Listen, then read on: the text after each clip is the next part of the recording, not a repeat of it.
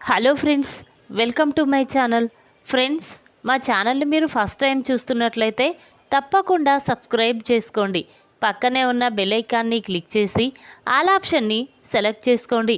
Friends, ఈ video చాలా ఇంట్రెస్టింగ్గా ఉండబోతుంది. తప్పకుండా చివరి వరకు చూడండి. ఇక స్టోరీలోకి వెళ్ళినట్లయితే చందు ఇంట్లో కూర్చొని పేపర్ చదువుతూ ఉంటాడు. ఇంతలోనే సేట్ ఇంటికి వచ్చి రామరాజు గారు అని పిలుస్తూ ఉంటాడు. ఆ మాటలు విన్న చందు ఒక్కసారి షాక్ అవుతాడు. ఇదేంటి, సేట్ ఇంటికి వచ్చాడేంటి అని చెప్పి వెంటనే చందు బయటికి వచ్చి, ఇదేంటి సేటు ఇంటికి వచ్చారేంటి, మీకు చెక్ ఆ 10 లక్షల రూపాయలకు చెక్ ఇచ్చాను కదా అని చందు అనగానే అప్పుడు సేటు చాలా కోపంగా, చూడు చందు, నువ్వు ఇంత మోసం చేస్తావని అస్సలు అనుకోలేదు. ఆ చెక్కు డూప్లికేట్ చెక్కు, నాకు ఆ బ్యాంకుకు వెళ్తే అది చెల్లదని చెప్పారు. అందుకే అది తీసుకొని ఇక్కడికి వచ్చాను. అది చూయించి మీ నాన్నతో నీ మోసం గురించి బయట పెట్టడానికి వచ్చాను అని సేటు చెప్పడంతో ఆ మాటలు విన్న చందు ఒక్కసారే షాక్ అవుతారు. లేదు సేటు, ఎక్కడో మోసం జరిగింది, నేను తెలుసుకుంటాను, ప్లీజ్ ఇక్కడి నుంచి వెళ్ళండి, పక్కకు రండి, మాట్లాడుకుందాం అని చెప్పి ఇక చందు సేటుని పక్కకు తీసుకువెళ్ళి మాట్లాడుతూ ఉంటాడు. ఇంతలోనే అటుగా వెళ్తున్న నర్మద చందు సేటును చూసి, ఏంటి ఆ సేటు బావగారిని అంతలా వార్నింగ్ ఇస్తున్నాడు, ఆ బావగారేంటి సేటును చూసి అలా కంగారు పడుతున్నారు, ఏదో తెలియకుండా రహస్యం దాస్తున్నారు, అదేంటో తెలుసుకోవాలి అని చెప్పి నర్మద పక్కకి వెళ్తుంది. ఇక చందు మాత్రం, చూడు సేటు, ఆ చెక్కు చెల్లదని చెప్తున్నారు కదా, ఎక్కడో ఏదో జరిగి ఉంటుంది, వాళ్ళు నకిలీ చెక్ ఎందుకు ఇస్తారు, ఒకవేళ అది అలా అయితే నేను వెంటనే మా అత్తయ్య వాళ్ళ ఇంటికి వెళ్ళి తేల్చుకుంటాను, రేపటిలోగా మీ డబ్బిస్తాను అని చందు చెప్పగానే ఇక సేటు, చూడు చందు, నీకు ఇన్ని రోజులు గడువిచ్చాను, ఇక ఇవ్వను, తొందరలోనే రేపటి వరకు నా డబ్బు తిరిగి ఇవ్వకపోతే ఈ విషయం మీ నాన్నతో చెప్పి గొడవ చేస్తాను అని చెప్పి సేట్ అక్కడి నుంచి వెళ్ళిపోతాడు. ఇక నర్మద మాత్రం సేటు గురించే ఆలోచిస్తూ ఉంటుంది. అదేంటి, బావ ఎందుకలా కంగారు పడుతున్నాడు, ఏ విషయమై ఉంటుంది అని చెప్పి నర్మద అనుకుంటూ ఉండగా ఇక చందు అక్కడి నుంచి ఇంట్లోకి వెళ్తూ ఉంటాడు. ఇక చందును చూసిన నర్మద, బావా ఏంటి, ఆ సేట్ ఏంటి నిన్ను అంతలా కోప్పడుతున్నాడు, ఏంటి బావా, ఏమైనా ప్రాబ్లమా, నాతో చెప్పు బావా, అందరం కలిసి తీర్చుదాం అని చెప్పి నర్మద అనగానే అప్పుడు చందు, నర్మద, దీని గురించి నువ్వేమీ ఆలోచించకు, అయినా సేటు గురించి ఇంట్లో వాళ్ళతో ఎవరికీ చెప్పకు, లోపలికి వెళ్ళు అని చెప్పి ఇక చందు అక్కడి నుంచి వెళ్ళిపోతాడు. నర్మద మాత్రం సేటు గురించే ఆలోచిస్తూ ఉంటుంది. బావ శ్రీవల్లి ఇద్దరు ఏదో దాస్తున్నారు, అదేంటో తెలుసుకోవాలి, బావ పెద్ద ప్రమాదంలో ఉన్నట్టున్నాడు అని చెప్పి నర్మద అనుకుంటూ ఉంటుంది. ఇక చందుకి చాలా కోపం వస్తుంది.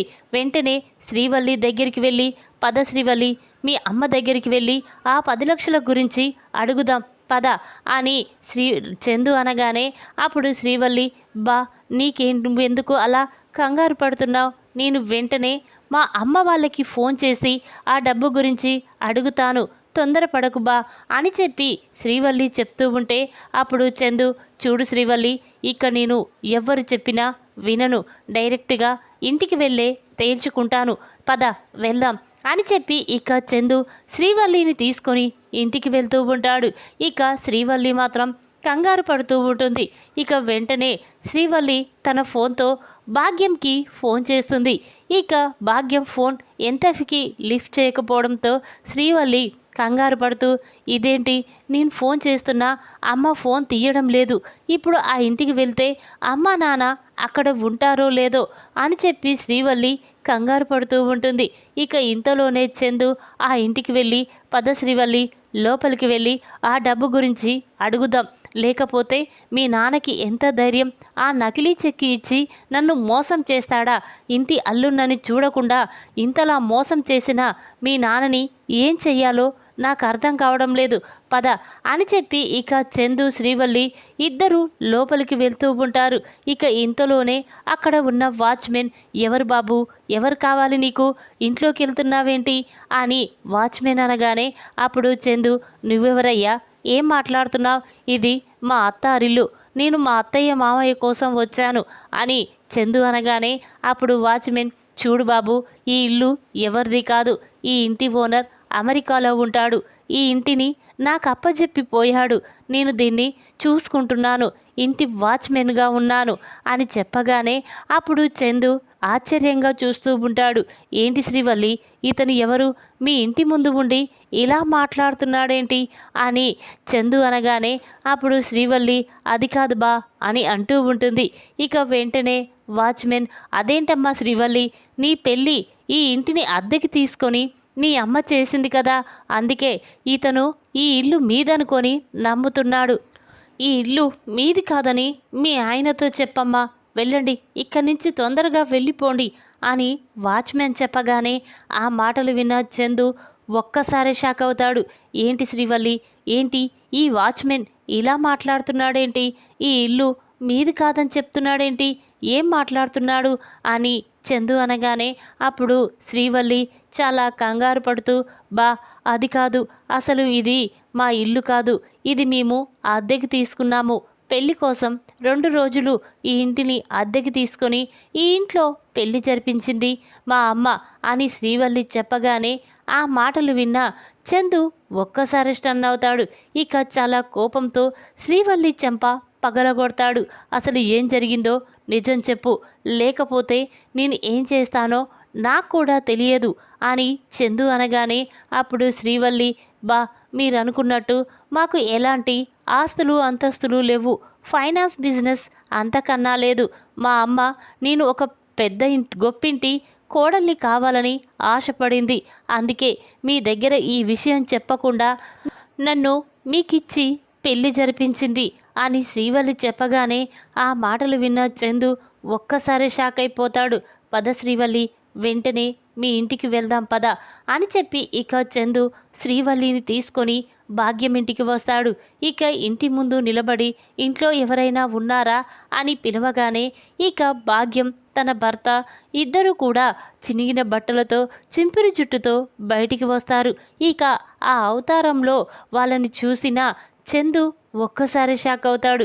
ఇక భాగ్యం తన భర్త ఇద్దరు కూడా, బాబు నువ్వు ఇక్కడికి వచ్చావేంటి అని భాగ్యం అనగానే అప్పుడు చందు, ఏంటి మీ గురించి నిజం బయటపడిపోయిందని కంగారు పడుతున్నారా, చూడు మీ నిజ స్వరూపం మొత్తం తెలుసుకున్నాను, ఇక మీరేమీ నాకు చెప్పొద్దు అని చందు అంటూ ఉంటే అప్పుడు భాగ్యం, లేదలుడు నేను చెప్పేది కాస్త వినండి అని భాగ్యం బ్రతిమిలాడుతూ ఉన్నా అప్పుడు చందు, ఇంకా ఏం చెప్తారు, ఇంకా మమ్మల్ని ఎలా మోసం చేస్తారు, మీ మోసం గురించి తెలుసుకోక ఈ శ్రీవల్లి మాటలు నమ్మి మా నాన్న ఎంతో మోసపోయాడు, నేను కూడా మీ మాటలు నమ్మి సేటు దగ్గర డబ్బు తెచ్చి మీకు ఇచ్చాను, ఇప్పుడు ఆ డబ్బు అడిగితే నకిలీ చెక్కు ఇచ్చి నన్ను ఆ సేటు ముందు ఒక మోసం చేసిన వాడిలా నిలబెడతారా, చి మీ మొహం చూడాలంటేనే అసహ్యంగా ఉంది, ఆ సేటు నన్ను కలిశాడు కాబట్టి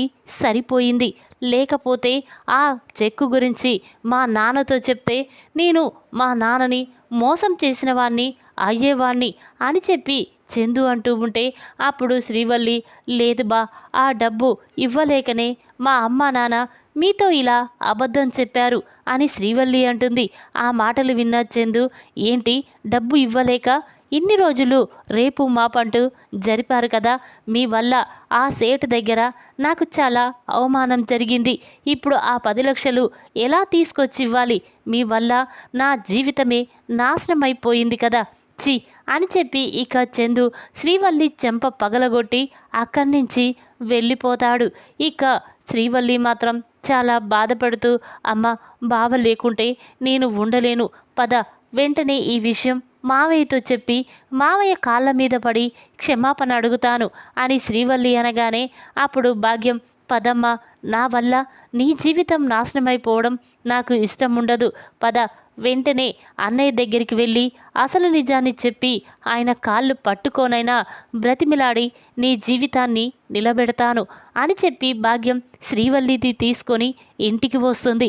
ఇక శ్రీవల్లి భాగ్యం వాళ్ళ నాన్న ఇంటికి రావడం చూసిన చందు గేటు బయటే ఉంచి, చూడు మీరు ఇంట్లోకి రావడానికి వీల్లేదు, మీరు చేసిన మోసం చాలు, ఇక మీ మాటలు నమ్మను, ఇప్పుడు మీరు ఇంట్లోకి వస్తే మా నాన్నకి నిజం తెలిసిపోతుంది, అలా తెలియడం నాకు ఇష్టం ఉండదు, మీరు ఇక్కడి నుంచి వెళ్ళిపోండి అని చెప్పి ఇక చందు భాగ్యం శ్రీవల్లిని ఇంట్లోకి రానివ్వకుండా అడ్డుగా ఉంటాడు. ఇక ఇంతలోనే శారదాంబ బయటికి వస్తుంది. ఇక చందు వాళ్ళతో అలా మాట్లాడడం చూసి వెంటనే అక్కడికి వచ్చి, ఏరా చందు ఏం జరిగిందిరా, ఈ తల్లి కూతుర్లు మళ్ళీ ఏం చేశారా అని శారదాంబ అనగానే అప్పుడు చందు, అమ్మమ్మ ఈ శ్రీవల్లి భాగ్యం ఇద్దరు కలిసి మమ్మల్ని మోసం చేశారు, వీళ్లకు ఎలాంటి ఆస్తులు అంతస్తులు లేకపోయినా అవి ఉన్నాయని మా దగ్గర చెప్పి మమ్మల్ని మోసం చేశారు, అంతేకాకుండా పెళ్లి ఖర్చుల కోసం సేటు దగ్గర 10 లక్షల రూపాయలు తెచ్చి వీళ్ళకి ఇచ్చాను, ఇంకా ఆ డబ్బు తిరిగి ఇవ్వకపోగా నకిలీ చెక్ ఇచ్చి ఆ సేటు ముందు నన్ను చాలా అవమానించారు, అందుకే వాళ్ళని ఇంట్లోకి రానివ్వడం లేదు అని చందు అంటాడు. ఇంతలోనే ఆ మాటలు విన్న శారదాంబ చాలా కోపంతో, ఏంటే నా మనవన్నే మోసం చేసి పెళ్లి చేసుకుంటావా, అంతేకాకుండా ఇంట్లో మా అల్లుణ్ణి నా కూతుర్ని విడదీశావా, నర్మద ప్రేమని బాధ పెట్టావు, మరి నువ్వు చేసిన ఈ తప్పు గురించి మీ మామయ్యతో ఎందుకు చెప్పలేవే అని శారదాంబ అంటూ ఉంటే అప్పుడు శ్రీవల్లి, అది కాదు బామ్మ, నేను చెప్పేది విను, అసలు ఏం జరిగిందంటే అని శ్రీవల్లి అంటూ ఉంటే అప్పుడు శారదాంబ, చూడు నువ్వు నర్మదని ప్రేమని ఎంతో బాధ పెట్టావు, అంతేకాకుండా నా కూతుర్ని అల్లుణ్ణి విడదీసి నీ మాయ మాటలతో ఇంటి బాధ్యతలు నీకు అప్పగించేలా చేశావు, ఇవన్నీ తప్పులు కాదా అని చెప్పి ఇక శారదాంబ శ్రీవల్లి చెంప పగలగొడుతుంది. దాంతో శ్రీవల్లి బాధపడుతూ, బామ మీరు నన్ను కొట్టినా పర్వాలేదు, కానీ బావని విడిచి నేను ఎక్కడికి వెళ్ళను అని శ్రీవల్లి అంటుంది. ఇంతలోనే అటుగా వెళ్తున్న రామరాజు, వేదవతి, చందు శ్రీవల్లిని చూసి, ఏంటి వీళ్ళు గేటు దగ్గర ఏం చేస్తున్నారు, అంతేకాకుండా అత్తయ్య కూడా అక్కడికి వచ్చి మాట్లాడుతుందేంటి అని చెప్పి వెంటనే రామరాజు అక్కడికి వెళ్తాడు. రామరాజును చూసిన చందు, శ్రీవల్లి అందరూ కూడా షాక్ అయిపోతారు. ఇక వెంటనే రామరాజు, వరే చందు ఏం జరిగిందిరా, అసలు శ్రీవల్లిని లోపలికి రాకుండా అడ్డుగా ఉన్నావేంటి అని రామరాజు అనగానే అప్పుడు చందు, చూడు నానా, ఈ శ్రీవల్లి భాగ్యం ఇద్దరూ కలిసి మోసం చేశారు, వీళ్ళ మోసం ఇప్పుడు తెలుసుకున్నాను, అసలు వీళ్ళకి ఎలాంటి ఆస్తులు అంతస్తులు లేకున్నా అవి ఉన్నాయని మనతో చెప్పి మనల్ని మోసం చేసి ఆ శ్రీవల్లిని నాకిచ్చి పెళ్లి జరిపించింది ఆ భాగ్యం, నేను డబ్బు కోసం వాళ్ళ ఇంటికి వెళ్తే వాళ్ళ నిజస్వరూపం బయటపడింది నానా అని చందు అంటాడు. ఇక వెంటనే వేదవతి, ఏంటి ఈ శ్రీవల్లి అబద్ధాలు చెప్పదు కదా, అయినా మన ముందు ఈ నిజాన్ని ఎందుకు దాచిపెట్టింది అని వేదవతి అనగానే అప్పుడు శ్రీవల్లి, చూడత్తయ్యా, నేను ఈ విషయం ఆ రోజే చెప్పాలనుకున్నాను, కానీ మా అమ్మ ఈ నిజాన్ని మీతో చెప్తే బావతో నాకు పెళ్ళి కాదని చెప్పడంతో ఈ నిజాన్ని మీకెవ్వరికి చెప్పలేకపోయాను, నన్ను క్షమించండి అత్తయ్య అని శ్రీవల్లి అంటుంది. ఇక వేదవతి మాత్రం, చూడు ఏ విషయమైనా నువ్వు మీ మావయ్యతో చెప్తానని, ఈ ఇంటి పెద్ద కోడలిగా నాకు కొన్ని బాధ్యతలున్నాయి, నేను అబద్ధము చెప్పనని ఇన్ని రోజులు నువ్వు మాయ మాటలు చెప్పి మమ్మల్ని మోసం చేశావు అని వేదవతి అనగానే అప్పుడు రామరాజు, ఒరే చందు ఇంకా ఏంట్రా తనతో మాటలు, వెంటనే తనని మెడ పట్టుకొని బయటికి గింటేయి, చూడు మీకు డబ్బు లేకపోయినా పర్వాలేదు, నేను నిన్ను నా కొడుక్కిచ్చి పెళ్లి జరిపించేవాణ్ణి, కానీ నువ్వు మమ్మల్ని మోసం చేస్తావు, నమ్మించి గొంతు కోసావు, నీలాంటి దాన్ని మోసం చేసిన దాన్ని నా ఇంట్లో ఒక్క నిమిషం కూడా ఉండనివ్వను, ముందు బయటికి వెళ్ళు, వరే చందు చూస్తావేంట్రా, వెంటనే శ్రీవల్లిని బయటికి గింటేయి అని రామరాజ్ చెప్పగానే అప్పుడు చందు, సరే నాన్న అని చెప్పి ఇక శ్రీవల్లిని భాగ్యంని మెడ పట్టుకొని బయటికి గెంటేస్తారు. ఇక శారదాంబ మాత్రం, చూడు శ్రీవల్లి, ఇంకొకసారి నా మనవన్ని, నా అల్లుడి కుటుంబాన్ని బాధ పెట్టాలని చూస్తే నిన్ను ప్రాణాలతో ఉండనివ్వను. అంతేకాదు, ఇక ఎప్పుడు బయటికి రాకుండా పోలీసులకి ఫోన్ చేసి జైల్లో ఊచలు లెక్క పెట్టిస్తాను అని చెప్పి శారదాంబ అంటుంది. ఇక ఆ మాటలు విన్న భాగ్యం చాలా కోపంతో రగిలిపోతూ ఇంటికి వెళ్ళిపోతారు. ఇక శ్రీవల్లి మాత్రం, అంతా నీ వల్లే, నీ మాటలు నమ్మి నా జీవితాన్ని నాశనం చేసుకున్నాను, నీ వల్లే నా జీవితం ఇలా తయారయ్యింది. ఆ రోజే నిజం చెప్పి ఉంటే ఈరోజు ఇలా జరిగి ఉండేది కాదు కదా అని చెప్పి శ్రీవల్లి బాధపడుతూ ఉంటే అప్పుడు భాగ్యం, అమ్మి నువ్వేమీ బాధపడకు, ఎలాగైనా నేను రామరాజన్నయ్యని బ్రతిమిలాడైనా మళ్ళీ నిన్ను చందుని ఒకటి చేస్తాను, ఆ ఇంటి కోడలిగా నిన్ను ఆ ఇంటికి పంపించేస్తాను అని భాగ్యం అంటుంది. ఇక శ్రీవల్లి మోసం గురించి బయటపెట్టిన చందు చాలా బాధపడుతూ ఉంటాడు. ఇక నర్మదా, ప్రేమ శ్రీవల్లి గురించి ఆలోచిస్తూ చాలా సంతోషపడుతూ ఉంటారు. ఇక వెంటనే వేదవతి దగ్గరికి వచ్చి, చూసావా అత్తయ్య, ఆ శ్రీవల్లి ఎంత మోసం చేసిందో, మన ముందు ఒకలాగా మావయ్య ముందు ఒకలాగా నటిస్తూ మనల్ని మోసం చేసి ఇక ఈ ఇంటి బాధ్యతలు తన చేతికి వచ్చేలా చేసింది. నిన్ను అమ్మాయిని మావయ్యని విడదీసి తను ఎంతో సంతోషపడింది. అది నచ్చలేదు. నేనే ఏదో ఒకరోజు ఆ శ్రీవల్లి మోసం గురించి మావయ్య ముందు బయట పెట్టాలనుకున్నాను. కానీ ఆ శ్రీవల్లి వాళ్ళ నాన్న మాత్రం డబ్బు విషయంలో నకిలీ చెక్కిచ్చి వాళ్ళంతట వాళ్ళే బయటపడేలా చేసుకున్నారు, బావ దృష్టిలో పడ్డారు అని చెప్పి నర్మద అంటూ ఉంటే అప్పుడు వేదవతి, అవునమ్మా, ఆ శ్రీవల్లి ఎంతో మంచిదని అనుకున్నాను.